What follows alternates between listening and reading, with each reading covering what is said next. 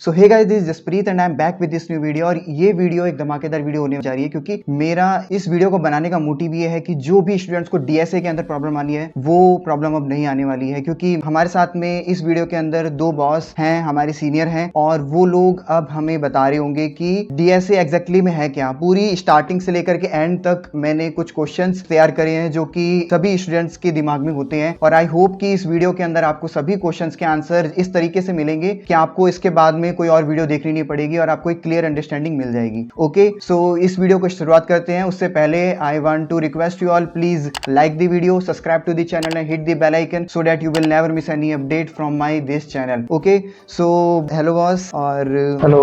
हाय। तो आप दोनों एक बार अपना अपना इंट्रोडक्शन दीजिए बॉस। तो हेलो एवरीवन, मैं बहुत एक्साइटेड हूँ यहाँ पे सबके साथ अपने एक्सपीरियंस शेयर करने के लिए। एंड मैंने इसी ब्रांच से बीटेक किया है from MNIT, and now I am presently going to work as a software engineer at Isha and looking forward to the great experience.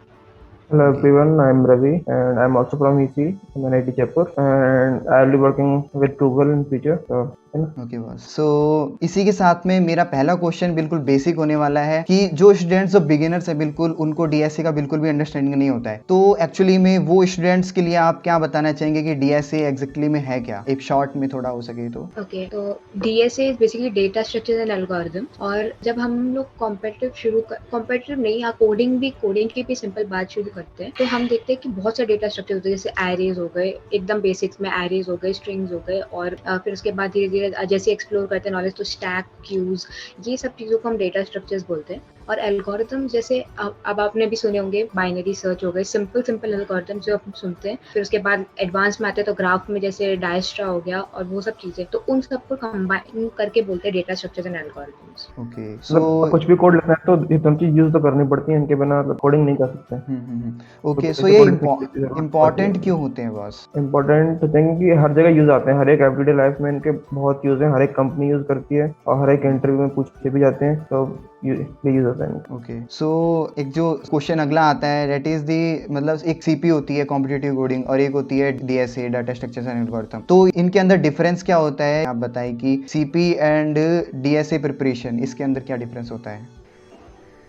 Okay, तो CP इज कॉम्पिटिटिव प्रोग्रामिंग। और अब क्या होता है कि जैसे DSA को सीखने के जरिए को हम CP बोलते हैं, वो कुछ ज़्यादा अलग नहीं है, लेकिन ये होता है कि जब हमें DSA सीखना हो, हमें कोई भी चीज़ का एप्लीकेशन सीखना हो, जैसे स्टैक्स हो गए, क्यूज हो गए, ये सारे डेटा स्ट्रक्चर्स का एप्लीकेशन जो होता है वो हम एक तरीके से CP से सीखते हैं। तो हम CP करने के लिए वेरियस प्लेटफॉर्म्स का यूज़ करते हैं, जैसे कोई भी हैकरथ हो गया, hacker rank, code forces, code chef, बहुत सारे प्लेटफॉर्म्स हैं। उनमें हम लोग जो कोड्स आते हैं, डेली के कॉन्टेस्ट आते हैं, उसको सॉल्व करने को हम कॉम्पिटिटिव प्रोग्रामिंग बोल देते हैं, और उसी के थ्रू हम इन सब सारे डेटा स्ट्रक्चर्स का एप्लीकेशन सीखते हैं। तो वही उनमें डिफरेंस है। ओके, मतलब और अगर किसको ज्यादा इंटरेस्ट है डीएसए में, मतलब कोडिंग वगैरह में, तो वो सीपी करता है। अगर तुम्हें केवल जॉब के लिए करना है, थोड़ा बहुत मतलब कम लाइक सीखना है, तो simple data structure based problem करो तो काम हो जाता है उसमें। और तुम्हें और ज्यादा एक्सप्लोर करना है तो सीपी करते हैं लोग उसके लिए। और इंटरव्यू प्रिपरेशन के अंदर और डीएसए के अंदर भी थोड़ा मतलब डिफरेंस बता दीजिए, क्योंकि एक तो होती है कॉम्पिटिटिव कोडिंग और एक होती है डीएसए प्रिपरेशन। लेकिन अब इसके अंदर भी डीएसए प्रिपेयर का मतलब क्या है कि दोनों चीजें, क्योंकि हम लोग बोलते हैं कि जो डीएसए है वो हम इंटरव्यूज के लिए प्रिपेयर कर रहे होते हैं, तो क्या इन दोनों में डिफरेंस है या फिर सेम चीज है ये भी।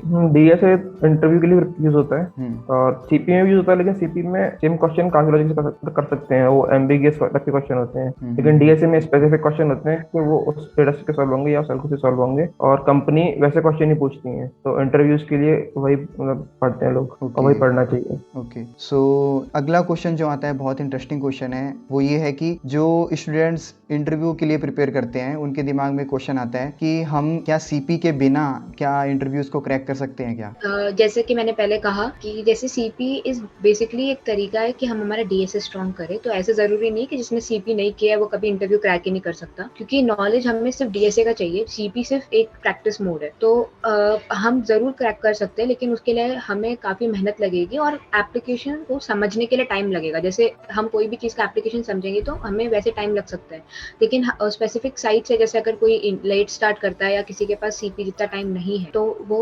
स्पेसिफिक साइट जैसे इंटरव्यू बिट हो गया और लास्ट में इंटरव्यू प्रिपरेशन साइट्स होती है, जो उसके अंदर हम सिर्फ और सिर्फ डीएसए पे मेन फोकस रखते हैं, क्योंकि कंपनीज का मेन फोकस डीएसए ही होता है, तो वो कर सकते हैं। लेकिन अगर हम सीपी के साथ डीएसए करना चाहें और इंटरव्यू में बैठे, तो डेफिनेटली तुम्हें एक अपर हैंड मिलेगा। ओके। सीपीसीएम की लॉजिक बहुत इंप्रूव होता है, और केवल कंपनी के लिए पढ़ना है तो कंपनी के जो प्रीवियस क्वेश्चंस आते हैं वो सब मिलते हैं गिटकुड पे और इंटरव्यू बिट पे, तो केवल वो सॉल्व करके भी मतलब मोस्टली क्रैक कर सकते हैं इंटरव्यूज को। ओके, सो इसी के साथ में एक क्वेश्चन आता है कि राइट टाइम क्या होता है स्टूडेंट्स को इसको स्टार्ट करने का। कोई स्टूडेंट इसको फर्स्ट ईयर में स्टार्ट कर रहा होता है, कोई सेकंड ईयर में, तो एग्जैक्टली राइट टाइम कब होता है? जब हमारे पास में टाइम भी है, हम फर्स्ट ईयर में हैं, तो अब हमें किस टाइम पे सोचना चाहिए कि अब हमें शुरू करना चाहिए आपके हिसाब से? तो जितनी जल्दी कर पाओ उतना अच्छा होता है इसके लिए तो। और Okay. राइट टाइम कुछ नहीं, और लेट कभी नहीं होते। तुम थर्ड ईयर के एंड तक भी करते हैं लोग प्लेसमेंट बैठने के लिए, और वो प्लेस हो जाते हैं। तो जब भी तुमको ये सब ध्यान आ जाए कि अब करनी चाहिए, मुझे जरूरत है करने की, तभी कर सकते हो। ओके, सो इसके अंदर एक क्वेश्चन आता है कि जो इसके अंदर टाइम कितना लगने वाला है? हम लोग जैसे स्टार्ट कर दिए, जैसे आपने बोला जितनी जल्दी हो सके, तो फर्स्ट ईयर में स्टार्ट कर दिए, तो हम कितना एक्सपेक्ट करें कि इसके अंदर हम मतलब सही हो जाएंगे? या फिर किसी स्टूडेंट ने सेकेंड ईयर में स्टार्ट किया है, बिल्कुल जैसे फोर्थ सेमेस्टर में, और उसको पता है कि अभी जो कंपनीज आने वाली हैं उसके, और तो क्या वो प्रिपेयर कर सकता है? वो मतलब कितना टाइम आपके हिसाब से आइडियली? मेरे अकॉर्डिंग तो जिस टाइम पे तुम उतना डेडिकेशन दिखा सकते हो, उस टाइम से तुम शुरू करोगे तो कुछ भी हो सकता। कुछ भी ऐसे जरूरी नहीं कि एक टाइम स्पैन चाहिए हमें कि इतने टाइम में ही हमारा हो सकता है इंटरव्यू क्रैक और वो सब। बस जब तुम करो, तुम पूरी डेडिकेशन से करो, क्योंकि इसके अंदर काफी मेहनत लगती है। ऐसा नहीं है कि तुम एक दो क्वेश्चन, क्योंकि सबके इनिशियली क्वेश्चन नहीं होंगे, होता है ऐसा, सबके साथ होता है, इनिशियली क्वेश्चन नहीं होते। तो बच्चे क्या करते हैं, थोड़ा थोड़ा करके छोड़ देते हैं और उसके बाद वो वापस नहीं उठाते इस चीज को। लेकिन जब हम प्रॉपर डेडिकेशन दिखाएंगे तो ये चीज 2 महीने में भी करी जा सकती है। कोई सिर्फ इंटरव्यू बिट 2 महीना पढ़ के भी इंटरव्यूज क्रैक करता है, तो that is not a specific time limit नहीं है इसका। लेकिन जितना जल्दी और जितना डेडिकेशन से करोगे उतना फायदा है। ओके, एक अगला क्वेश्चन आता है कि जो डीएसए के अंदर है वो मेन टॉपिक्स कौन से हैं? मेन टॉपिक्स क्या हमें प्रिपेयर करना चाहिए जो कि बहुत इंपॉर्टेंट है, जो कि हमें बिल्कुल छोड़नी नहीं चाहिए? क्योंकि ये कहीं ना कहीं चीज़ें मिक्स हो जाती हैं सीपी के साथ में, और हम चीज़ें मतलब मिक्सअप जो सिलेबस है वो पढ़ने लग जाते हैं। तो इसको किस तरीके से हम टॉपिक्स आप बताएंगे कि जो बहुत इंपॉर्टेंट टॉपिक्स हैं आपके हिसाब से? मतलब वो डिपेंड करता है कंपनी पे, कंपनी जो इंटरव्यू दे रहे हैं। जनरली टॉपिक जो होते हैं वही stacks, queues, link list, trees, उसके अलावा डीएफएस, बीएफएस, बाइनरी सर्च और स्ट्रिंग्स, और कुछ कंपनीज के लिए जो थोड़ा अच्छा क्वेश्चन पूछती हैं डीपी वगैरह। तो ये सब तो बेसिक तो होना चाहिए इतना। उसके अलावा सॉर्टिंग एल्गोज। ओके। और अगर किसी को मतलब से एक रेफरेंस लिस्ट चाहिए, तो कभी भी इंटरव्यू बिट अगर आप खोलेंगे तो उसके अंदर एक लिस्ट आती है टॉपिक्स की, तो वो मेन मतलब मोस्टली वो ही सारे टॉपिक्स है जो हर इंटरव्यू में पूछे जाते हैं, इसलिए उसको उस तरीके से बनाया गया है। तो उसमें से आप देखेंगे तो सारे मेन टॉपिक्स ही कवर होंगे। ओके, सो इसी के साथ में हम ये चीज़ पूछना चाहते हैं कि कंपनी किसके ऊपर फोकस करती है, कौन से डीएसए के ऊपर मेजरली फोकस करती है? एक कॉमन मैं पूछना चाह रहा हूँ, जैसे कि ये तो चीज़ वैसे कंपनीज पे डिपेंड करती है, लेकिन फिर भी एक कॉमन कि हाँ भाई इसको तो हर कंपनी लगभग फोकस करती है, या फिर ऐसा कुछ डीएसए? ज़्यादा पूछा जाता है बीएसटी और लिंक लिस्ट ऑलमोस्ट हर कंपनी पूछ लेती है। उसके अलावा फिर थोड़े बहुत अगर अच्छी कंपनी है कोई, मतलब कि जो ज़्यादा हार्ड क्वेश्चन पूछने की उसकी हिस्ट्री है, तो वो डीपी वगैरह पूछते हैं, डीपी, बाइनरी सर्च और स्ट्रिंग क्वेश्चन मार लेते हैं वो। लेकिन सबसे ज़्यादा जो पूछा जाता है क्वेश्चन वो बीएसटी और लिंक लिस्ट के देखे हैं मैंने। और concept wise I think DFS और बीएफएस क्लियर होना चाहिए ग्राफ में, उससे रिलेटेड क्वेश्चंस भी काफी पूछे जाते हैं। ओके, सो आपका जो इंटरव्यूज़ आपने इंटर्नशिप वगैरह में आपने जो भी इंटरव्यूज़ दिए हैं, या फिर जो भी कंपनीज वगैरह में आपने दिए, तो आपको कौन कौन से क्वेश्चंस पूछे गए हैं, वो आप अगर शेयर करना चाहें तो? क्वेश्चन मतलब वो सिंपल ही पूछते हैं जनरली। तो लिंक लिस्ट क्वेश्चन थे और एक 2 पॉइंटर और डीएफएस बीएफएस, जनरली ये होते हैं, और दो कभी कभार डीपी और स्ट्रिंग बेस्ड। ओके, सो मुझसे मेरे इंटर्न के इंटरव्यू पे 2 क्वेश्चंस पूछे गए थे। तो फर्स्ट क्वेश्चन डीएफएस बेस्ड था और सेकंड डीपी बेस्ड था। मतलब खैर वो डीपी मैंने डीपी से अप्रोच ली थी, लेकिन वो एक तरीके से एडहॉक टाइप था, मतलब कोई थोड़ा ओपन एंडेड था, उसको हम लोग ऐसे इटरेटिव तरीके से भी कर सकते थे। तो बस वो डिपेंड करता है तुम्हें उस टाइम पे क्या क्लिक करता है। ओके, सो इसके लिए मतलब कोई रिसोर्सेज, ग्रेट रिसोर्सेज आपके अकॉर्डिंग कौन सी होनी चाहिए? इंटरव्यू और लीड कोड, अगर तुम्हें केवल कंपनी के लिए पढ़ना है तो सबसे बेस्ट लीड कोड और इंटरव्यू बिट। ओके, और जैसे और अगर सीपी की अगर सीपी के रिसोर्सेज पूछेंगे आप, तो वो जितने भी है जैसे Codeforces, CodeChef, HackerRank, HackerEarth, और सबसे बेस्ट आर्टिकल रिसोर्स है तो गीक्स फॉर गीक्स। मतलब कोई भी क्वेश्चंस का तुम्हें आर्टिकल्स चाहिए या कोई भी टॉपिक से रिलेटेड, सीपी से रिलेटेड आर्टिकल्स चाहिए, तो गीक्स फॉर वीक्स पे सबसे ज़्यादा अच्छा मिलेगा। ओके, सो एक मतलब एक चीज़ आती है, एक एक क्वेश्चन, एक जो रिसोर्स मैंने बहुत ज़्यादा कॉमन रिसोर्स आजकल हो चुकी है, जो एक लव बबर, जो एक यूट्यूबर एक हैं, उन्होंने एक 450 क्वेश्चंस की जो शीट बना रखी है डीएसए की, तो वो आपके अकॉर्डिंग किस तरीके से, अगर आपने उस चीज़ को ट्राई किया है तो? मतलब मैंने वो क्वेश्चन कभी देखे नहीं है, लेकिन सुना है मैंने उसके बारे में। तो वो क्वेश्चन काफी अच्छे हैं, लोग वो करके और इंटरव्यू क्रैक कर लेते हैं, तो अच्छी होगी। तो मैंने कभी वो शीट देखी नहीं, लेकिन अगर लोग डालते हैं उसके बारे में और अच्छी है तो अच्छी होगी। ओके, मेरे को उसके बारे में मतलब वही चीज़ दिमाग में था कि क्योंकि ये चीज़ स्टूडेंट्स बोलते हैं कि बहुत ज़्यादा ग्रेट रिसोर्स होती है, तो एक स्टूडेंट को वो किस तरीके से लगनी चाहिए, तो वो चीज़ मेरे को आइडिया चाहिए था। लेकिन तब बहुत लोगों ने वो पढ़ के अब डालते हैं लिंक्डइन पे कि हमने वो शीट फॉलो की और हमारा इंटरव्यू क्रैक हो गया। काफी लोगों को देखा मैंने पोस्ट से, तो ऑब्वियसली अच्छी होगी अगर इतने लोगों को फायदा हो रहा है उससे तो। यस, मतलब ये चीज़ मैंने भी कुछ जो मेरे जो फ्रेंड्स वगैरह हैं, तो उनसे भी मैंने पूछा, तो वो चीज़ ये बता रहे थे कि ये मतलब शीट बहुत बढ़िया है, तो स्टूडेंट्स को अगर वो चीज़ को फॉलो करना है ओनली और सीपी के अंदर नहीं जाना है, तो मेरे ख्याल से वो भी शायद बढ़िया होगी। मतलब अगर आप उसके अंदर भी करते हैं वो 450 क्वेश्चंस को अगर आप कंटिन्यू करते हैं तो। और इसके साथ इसमें आपको ये चीज़ पूछना चाहूँगा कि इसके साथ अंदर अपन को प्रिपेयर कैसे करना चाहिए, स्टार्टिंग कैसे करनी चाहिए? कोई स्टूडेंट है जिसने बस अब ये दिमाग में है कि अब मुझे कंपनी क्रैक करनी है और अभी मुझे डीएसए प्रिपरेशन शुरू करनी है, तो उसको किस तरीके से आइडियली प्रिपेयर करना चाहिए? तो मतलब अगर स्टूडेंट के दिमाग में स्पेसिफिक कंपनी है कि यही कंपनी क्रैक करनी है, तो सबसे बेस्ट होगा कि सबसे पहले हम उसके पास्ट क्वेश्चंस को देखें इनिशियली, वो जो गीक्स पे जाके मिल जाएंगे तुम्हें। फिर उस क्वेश्चंस को एनालाइज करके एक आइडिया लग जाता है कि ये कंपनी किस पर्टिकुलर डीएसए को ज़्यादा प्रेफर करती है, तो हम उससे शुरू करें। और वो क्वेश्चंस का पैटर्न भी कई बार रिपीट हो जाता है, मतलब ऐसा है कि पिछले साल जैसे पीसीटी आई है वैसे से ही क्वेश्चन तुम्हें आगे पूछेगी, और काफ़ी इसकी चांसेस होती है, तो वो उन पे ध्यान दे। और वही जितने डीएसएस में मेंशन्ड है वो सब चीज़ों को अपना ब्रश अप कर ले और थोड़े से कॉन्सेप्ट्स पढ़ ले, तो उससे उतने में हो जाना चाहिए जहाँ तक मुझे समझ में आया। ओके, सो इसके अंदर एक क्वेश्चन आता है कि हमने जैसे डीएसए स्टार्ट किया, अभी हमने प्रिपरेशन, तो कितने क्वेश्चन मिनिमम लगाने चाहिए? क्या हमें ये चीज़ सोचनी चाहिए या फिर नहीं सोचनी चाहिए, और अगर सोचनी चाहिए तो फिर कितने क्वेश्चन अपन को बनाने चाहिए, अगर हो तो कोई चीज़ इस तरीके का? क्वेश्चन इतने लगाने चाहिए कि मतलब तुम कोई क्वेश्चन जब कोड लिख रहे हो तो तुम्हें बाहर से रेफरेंस की जरूरत ना पड़े उसको क्वेश्चन सॉल्व करने के लिए। और तब तुम कोई भी नया क्वेश्चन देख के कुछ अप्रोच सोच पा रहे हो, तो उतनी प्रैक्टिस मेरे हिसाब से तो इनफ है। मतलब उसके लिए नंबर ऑफ क्वेश्चन नहीं बोल सकते, लेकिन जब तुम्हें खुद लगेगा तुम कोई क्वेश्चन नया आ रहा है, तुम वो खुद सोच पा रहे हो उसको सॉल्व कैसे करना है, तो वहां तक तो कम से कम लगाना चाहिए। ओके, काफी लोगों को लगता है कि जितने क्वेश्चंस वो कर रहे हैं उतना इम्प्रूव है, लेकिन जहाँ तक असल में ऐसा होता है कि क्वांटिटी से ज्यादा क्वालिटी मैटर करती है। तो ये ध्यान दीजिए कि कितने टाइप के कर पा रहे हो। ऐसे नहीं है कि नंबर ऑफ क्वेश्चन सेम करोगे तो उससे फायदा नहीं है। जितने अलग अलग डोमेन्स को कवर कर पाओगे, खुद से कर पाओगे, वो ज्यादा बेनिफिशियल। हाँ, ये क्वेश्चन मेरा ये भी था कि हमें नंबर ऑफ क्वेश्चंस ज़्यादा करने चाहिए या फिर हार्ड क्वेश्चन या फिर इस टाइप से कोई एक पर्टिकुलर टाइप के क्वेश्चंस करने चाहिए। तो ये चीज़ भी मतलब इम्पोर्टेंट है कि हमें क्वालिटी क्वेश्चंस पे ध्यान देना है शायद।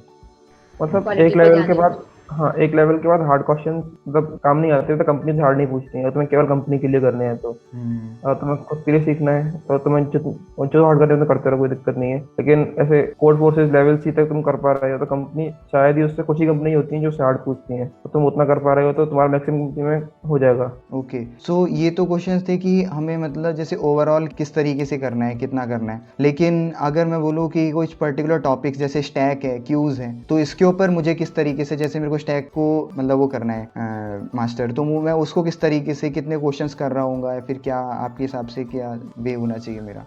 जो मैं मेरे टाइम पे ऐसे करती थी कि जैसे ही मेरे को कोई न्यू टॉपिक मिला, मान लो मैंने कोड फोर्सेस पे कोई कॉन्टेस्ट दे रही हूँ और मुझे एक क्वेश्चन मिला जो मुझे नहीं आया, तो सबसे पहले तो अगले दिन हम उसका एडिटोरियल देखना चाहिए, पक्का देखना चाहिए कि इसमें हमने क्या गलती करी है। तो अब एडिटोरियल से हमें पिकअप किया कि जैसे ये स्टैक से होता है, तो अब मेरे लिए स्टैक न्यू है, अब मैं स्टैक को रिसर्च, उसके बारे में रिसर्च करना चाहूंगी, ताकि मैं अब अगले बार ये क्वेश्चन आए तो कोई भी स्टैक रिलेटेड क्वेश्चन हो तो मेरा वो मिस नहीं हो। तो ये अप्रोच होनी चाहिए जनरल। और अब हम फिर उसके मैं स्टैक के बारे में नेट पे देखना चाहेंगे, थोड़ा बहुत आर्टिकल से पढ़ो गीक्स से कि स्टैक होता क्या है वगैरह। उसके बाद थोड़ा समझ में आने लग जाए तो स्पॉज करके एक साइट है spoj.com, जिसपे हमेशा अगर कोई न्यू टॉपिक तुम्हें शुरू करना हो, कोडिंग से रिलेटेड कोई भी न्यू टॉपिक करना हो, तो उसमें हमेशा बेसिक से शुरू होता है कि इस पर्टिकुलर डेटा स्ट्रक्चर का बेसिक क्या था, बेसिक से क्या फिर एडवांस क्वेश्चन की तरफ बढ़ते हैं। तो उससे एक बार थोड़ा सा आइडिया ले लिया हमने, उसके सारे टाइप के क्वेश्चन देख लिए, कर लिया, उसके बाद एक तरीके से एक लॉजिक बिल्ड हो जाता है कि हाँ अब इसको ऐसे ही करना है।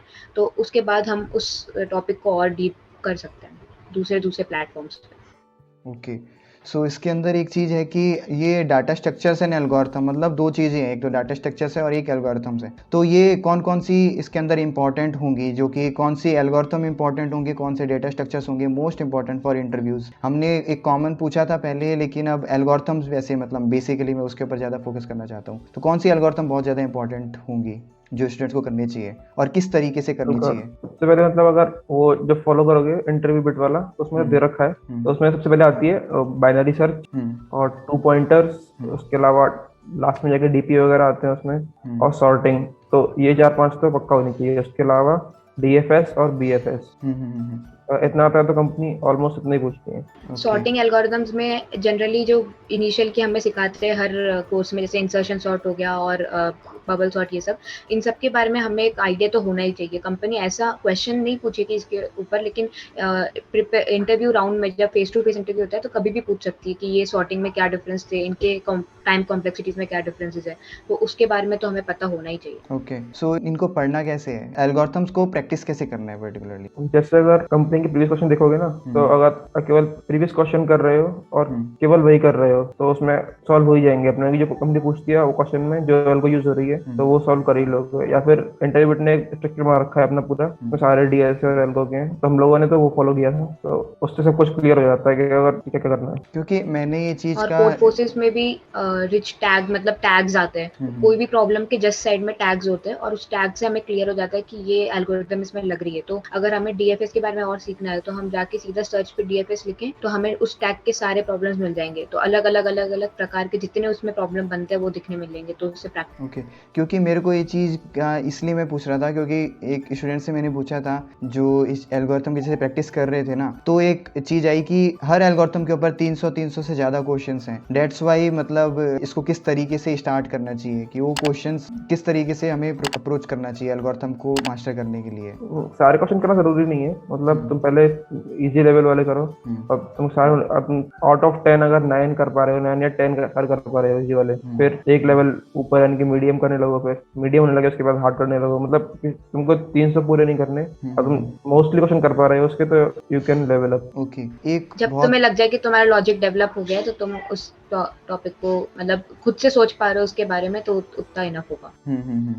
डेफिनेटली। सो इसी के अंदर एक और क्वेश्चन आता है जो कि एक सेल्फ डाउट होता है कि मतलब मैं जो कर रहा हूँ क्या वो सफिशिएंट है, या फिर जो मैं कर रहा हूँ क्या वो करेक्ट वे है? तो आपके भी शायद जर्नी में ऐसा कुछ फेज आए होंगे, तो उसको आप किस तरीके से क्लियर आउट कर सकते हैं? क्योंकि मतलब हम देख सकते हैं कि जर्नी इतनी सिंपल भी नहीं है, और जब हम क्वेश्चन ट्राई आउट कर रहे होते हैं तो हमसे नहीं बन रहे होते हैं, तो वो किस तरीके से हम डील कर सकते हैं इस सेल्फ डाउट को, या फिर इस चीज को? क्योंकि ये ऑब्वियस सी बात है, अगर हम कुछ गलत वे भी कर रहे होंगे ना, तो उस चीज को एक चेक करना चाहिए। तो चेक कैसे करें इस चीज को कि हम सही रास्ते पे हैं?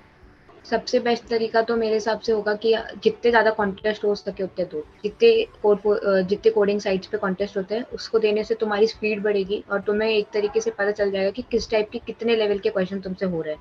अगर तुमसे कंटिन्यूसली बहुत दिनों तक दो लेवल के या 3 लेवल के, जैसे ABC कहते हैं हम कोड फोर्सेस में, उतने ही हो रहे हैं, तो तुम उसको फिर रेक्टिफाई कर सकते हो कि हाँ भाई इतने ही क्यों हो रहे हैं, इससे आगे वाला क्यों नहीं हो रहा, या इसके एडिटोरियल्स देख के और सीख सकते हो। तो सबसे बेस्ट तो कॉन्टेस्ट होता है। और सेकेंडली तुम ग्रुप्स में भी कर सकते हो, फ्रेंड्स के साथ करो। फ्रेंड्स के साथ करोगे तो फ्रेंड्स के साथ एक तो कॉम्पिटिटिवनेस भी होती है कि हाँ सब एक दूसरे को देख के और करने का मन होता है, रैंक अच्छी हो जाती है, और उसके अलावा मोटिवेशन भी बहुत मिलती है। ओके। सो रवि बॉस, आप बोलना चाहेंगे? जनरली यही करते हैं, कॉन्टेस्ट में ज्यादा दोगे ना, तुम अगर केवल सी तक पहुंच रहे हो हर बार और डी तक नहीं पहुंच पा रहे, तो तुम्हें तब दिख जाएगा कि तुम्हें कुछ दिक्कत है कि तुम डी तक क्यों नहीं आ रहे। तो उसके लिए तुम एडवेल वगैरह देखो, और इसके अलावा मल्टीपल प्लेटफॉर्म्स यूज करो, मतलब केवल कोड फोर्सेस नहीं, उसके अलावा हैकर अर्थ या फिर कोड शेफ भी यूज करो। तो तो दिखता है कि तुम्हें तब पता लग जाएगा एक लेवल का क्वेश्चन क्यों नहीं हो रहा, या फिर डिफरेंट क्वेश्चन अलग अलग प्लेटफॉर्म पे अलग क्वेश्चन आते हैं। तो उनसे भी थोड़ा फर्क पड़ता है कि तुम्हें शायद केवल लॉजिकल नहीं हो रहा है कि या फिर डीएसए वाले तुमसे हो रहे हैं या नहीं हो रहे, तो तुम गलती पता कर पाओगे तुम कहाँ हो रही है, तुम उस पर और ध्यान दे पाओगे उस चीज़ के ऊपर फिर। ओके, सो एक क्वेश्चन आता है कि हम लोग जब कोई भी चीज़ नहीं पढ़ रहे होते हैं तो बोला जाता है कि नोट्स बनाने चाहिए। कुछ स्टूडेंट्स बनाते हैं, कुछ स्टूडेंट नहीं बनाते हैं। और क्या नोट्स बनाना यहाँ पे फिजिबल भी होगा कि नहीं, क्योंकि ये मतलब बहुत सारी चीज़ें होती हैं इसके अंदर, तो सभी चीज़ों को लिख करके चलना या फिर कुछ पर्टिकुलर चीज़ों को लिखना। नोट्स अगर बनाने चाहिए तो किस तरीके से बनाने चाहिए, या फिर नहीं बनाने चाहिए तो वो क्यों, मतलब आप उस चीज़ के लिए बताएं रीज़न के साथ में। नोट्स यार मैंने तो बनाए नहीं थे कभी, तो कोई टॉपिक तुम्हारे पास नया आ रहा है तो तुम उसकी प्रैक्टिस करो अच्छे से, तो तुम्हें याद ही हो जाएगा क्वेश्चन मतलब होता कैसे है ये। तो याद होगा तो नोट्स की जरूरत भी नहीं है नोट्स की दोबारा तुमको।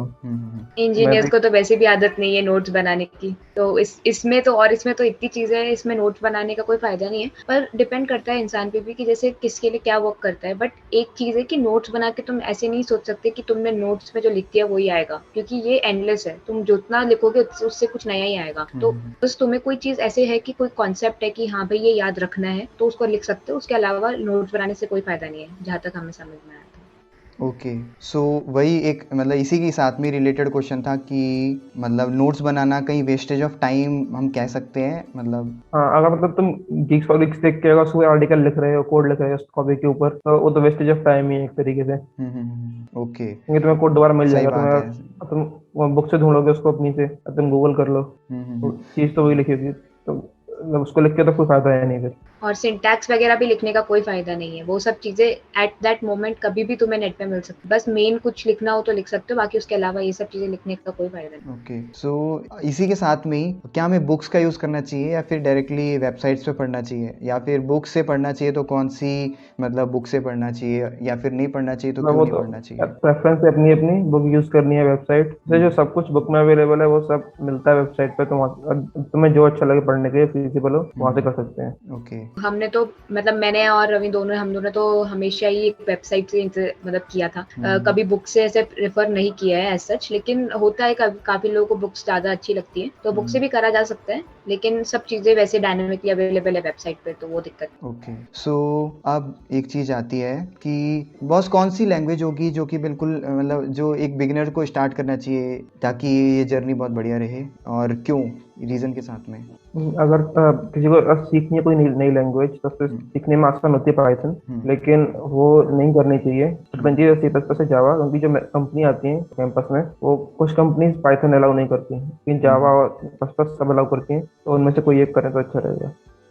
ओके, इसके बाद मैं एक क्वेश्चन पूछना चाहता हूँ कि जो न्यू डीएसए है उसके ऊपर हमें शिफ्ट करना है। जैसे शायद ऐसा होता है कि हमें मतलब सारी चीज़ें एक साथ नहीं पढ़नी चाहिए, हमें मतलब एक एक करके डीएसए को कंप्लीट करना चाहिए। कई बार ऐसा वे होता है कि स्टूडेंट्स पूरा कंप्लीट डीएसए पहले पढ़ने की कोशिश कर रहे होते हैं और फिर बाद में जा करके क्वेश्चंस ट्राई आउट करने की कोशिश करते हैं या फिर इस टाइप की चीज़ें कर रहे होते हैं। तो मतलब अगर हम दूसरा वाला जो वे है जो कि मुझे लगता है करेक्ट है, डेट इज़ कि हम स्टार्टिंग में जो डीएसए जितना भी हम जानते हैं क्वेश्चंस हम लोग ट्राई आउट कर रहे हैं, और उसके बाद में जो रास्ते में जो भी चीज़ें आ रही हैं उसके साथ में हम डीएसए पढ़ते जा रहे हैं। तो इस वे के अंदर एक चीज़ आती है कि हम न्यू डीएसए के अंदर हम किस तरीके से प्रिपेयर करें, और आई थिंक ये शायद वे सही भी होता है।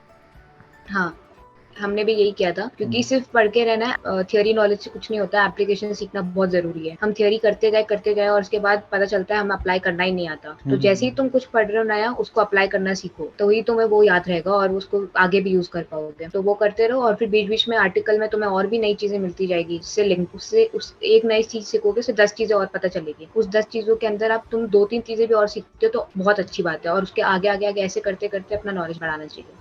ओके, नए जो डीएसए होते हैं उसके ऊपर हम शिफ्ट होना चाहते हैं। जैसे मान लो कि मुझे जैसे कोई टॉपिक है, जैसे मेरे को स्टैक पढ़ना है, तो उस टॉपिक को मैं स्टार्ट कैसे करूँ, उससे पहले वाली चीज़ें मेरे को आती हैं लेकिन अब मैं इसको स्टार्ट कैसे करूँ, प्रोसीड का वे क्या होना चाहिए मेरा। तो जैसे अगर हमने कोड फोकस खोला तो उस पर टैग्स होते हैं हर एक क्वेश्चन के ना, तो टैग में लिखा हुआ है स्टैक, तो केवल स्टैक क्वेश्चन उठाओ वहाँ से और उनको फॉलो करो। ऐसे बताया था कि जो पॉज एसपीओजे उस पर अगर स्टैक सर्च करेंगे तो जितने भी क्वेश्चन है स्टैक के सारे आ जाएंगे, इजी टू एडवांस, तो उसको फॉलो कर सकते हैं, तो उससे मतलब सीख जाएंगे अच्छा। ओके, एक बहुत ही ज़्यादा बढ़िया क्वेश्चन आता है, वो ये है कि कई स्टूडेंट्स जब डीएसए की प्रिपरेशन कर रहे होते हैं या फिर इंटरव्यू के लिए प्रिपरेशन कर रहे होते हैं, बेसिकली मैं ये बताऊं तो इंटरव्यू के लिए एक बहुत ही कॉमन क्वेश्चन क्वेश्चन होता है कि हमें कितना कितना करना है, डीएसए कितना करना है, जो कोर है हमारी ब्रांचेस का वो कितना पढ़ना है, और एक डेवलपमेंट साइड में कितना पढ़ना है, कॉम्पिटिटिव कोडिंग कितना करनी है, तो कितना कितना प्रोपोर्शन आपके हिसाब से होना चाहिए या फिर किस तरीके से प्रिपेयर करना चाहिए? अगर तुम्हारी कोर ब्रांच सीएस है तो तुम्हें काफी चीजें ऑलरेडी एज अ कोर्स पढ़ाई जाती है, जैसे डीएसए हो गया और भी डीबीएमएस और ओएस, इस तरीके के कोर्सेज तुम्हारे करिकुलम में होते हैं। तो उस टाइम पे तुम अगर अपने कोर पे फोकस करते हो तो दिक्कत नहीं है, क्योंकि तुम्हें वो चीजें वैसे भी अल्टीमेटली पढ़नी है बाद में जाके इंटरव्यू प्रिपरेशन के लिए। बाकी ईसी में भी कुछ चीजें पढ़ाई जाती है। उसके अलावा तुम्हारी कोई ब्रांच है तो उसमें तुम्हें कोर पे सिर्फ इतना ही ध्यान देना है, अगर तुम्हारा सॉफ्टवेयर डेवलपिंग एम है तो, कि सिर्फ तुम्हारी सीजी मेंटेन हो जाए 8 या 7.5 के अराउंड। उसके अलावा कोर का इतना कोई महत्व नहीं है, क्योंकि आईटी कंपनीज कभी तुमसे नहीं पूछने वाली तुम्हारे कोर के क्वेश्चंस। उसके अलावा कोर की तो ये बात हुई, और डेवलपमेंट में कुछ हद तक अगर तुम अपने इंटर्नशिप के इंटरव्यू के लिए जा रहे हैं तो 1 या 2 प्रोजेक्ट तुम्हारे रेज्यूमे में होना बहुत फायदेमंद होता है, और वो ऐसा ही प्रोजेक्ट रखना जिसके बारे में तुम कुछ भी आंसर कर पाओ। ऐसा नहीं है कि तुम एमएल एआई इस टाइप के कोई बड़े बड़े महा प्रोजेक्ट उठा लो और उसके बाद तुमसे वो इतना ऐसा क्वेश्चन पूछ ले कि तुम उधर नहीं आंसर कर पाओ, क्योंकि इसके क्या ऊपर के बेसिक कॉन्सेप्ट पता होता है सबको, लेकिन मेन अंदर की बातें नहीं पता होती। तो उससे अच्छा एक सिंपल वेब डेव का प्रोजेक्ट उठाइए जिसमें सिर्फ सीएसएस, जावास्क्रिप्ट, एचटीएमएल हो, तो वो करना सही रहता है और जल्दी भी हो जाता है। वो करोगे तो ज्यादा फायदेमंद होगा और रेज्यूमे में भी लिखने काम आएगा। उसके अलावा कॉम्पिटिटिव तो तुम्हें अगर तुम करोगे, जितना करोगे तो उतना तुम्हारा डीएसए साथ में क्लियर होता चलेगा, तो वो दोनों हैंड इन हैंड जाते हैं। और अगर सीपी नहीं करनी तो डीएसए अलग से, सबसे ज्यादा मैक्सिमम टाइम डीएसए को देना चाहिए। उसके अलावा थोड़ा बहुत ओएस और कभी कभार डीबीएमएस वगैरह, इतना इनफ होता है।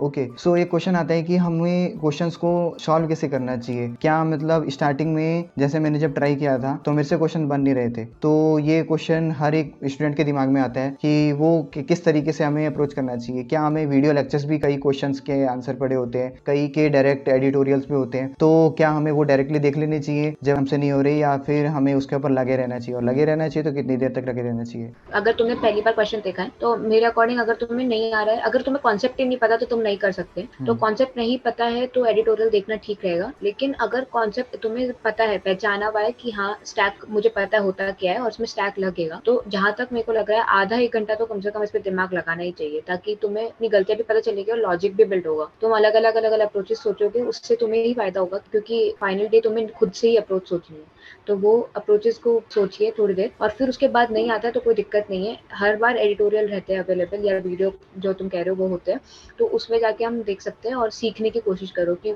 ऐसा नहीं एडिटोरियल कोई, काफी लोगों का होता है एडिटोरियल पढ़ के छोड़ देंगे, तो वो एडिटोरियल पढ़ के उसको समझ के उसके कोड लिखना बहुत जरूरी है, वरना अगले दिन भी तुमसे वो क्वेश्चन नहीं होगा।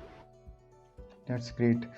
और इसी के साथ में मैं अब एक ओवरऑल रोड मैप मतलब अगर आप कोई दें, जिससे कि मतलब एक क्लियर अंडरस्टैंडिंग मिल पाए और इस सेशन का एक मतलब फ़ायदा हो पाए सभी स्टूडेंट को। क्योंकि एट द एंड क्या होता है कि कई क्वेश्चंस आते हैं कि हमें ओवरऑल एक रोड मैप चाहिए, तो आप अगर वो दे सके तो बहुत बढ़िया रहेगा। कोई मतलब किस तरीके से प्रोसीड करना है और किस तरीके से कोई बुक अप्रोच करनी है, कोई वेबसाइट अप्रोच करनी है, किस तरीके से हमें कॉन्सेप्ट क्लियर करके चलना है, किस तरीके से मतलब हमें टॉपिक्स को क्लियर करना है। और ओवरऑल अब हम बोलेंगे कि इस टाइम पे अब हम एक इंटरव्यू के लिए प्रिपेयर हो चुके हैं, तो आप उसका एक आइडिया दें क्लियर कट।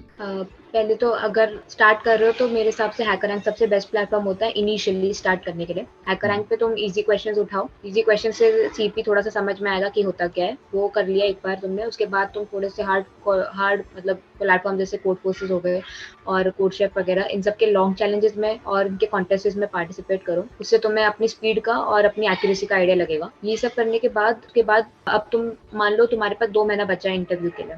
जब जो स्पेशली समर ब्रेक्स होता है, जब इंटरव्यू होता है, तो समर ब्रेक के वक्त मेन फोकस तुम अपना शिफ्ट कर लो सीपी से हटा के इंटरव्यू बिट और लीड कोड पे, और उस पे जो स्पेसिफिक क्वेश्चंस है, कंपनी स्पेसिफिक क्वेश्चंस है, उन्हीं पे ध्यान दो, पूरे टाइम उन्हीं पे ध्यान दो। और उसके अलावा जब थोड़े बहुत core concept as in OS के बारे में, डीबीएमएस के बारे में थोड़ा बहुत आइडिया तुम्हें होना चाहिए। तो इन सब टॉपिक्स के बारे में भी, और ऊप्स, स्पेशली ऊप्स जो ऑब्जेक्ट ओरिएंटेड प्रोग्रामिंग है, इसके बारे में भी कई कंपनीज इसको क्वेश्चंस पूछ लेती है, बेसिक कॉन्सेप्ट्स उसके क्या होते हैं, तो वो सब पे ध्यान दो। और प्रीवियस क्वेश्चंस जरूर देखो हर कंपनी के, उससे रिलेटेड वैसे ही क्वेश्चंस आएंगे, अगर आएंगे तो उनका एक ध्यान रखो।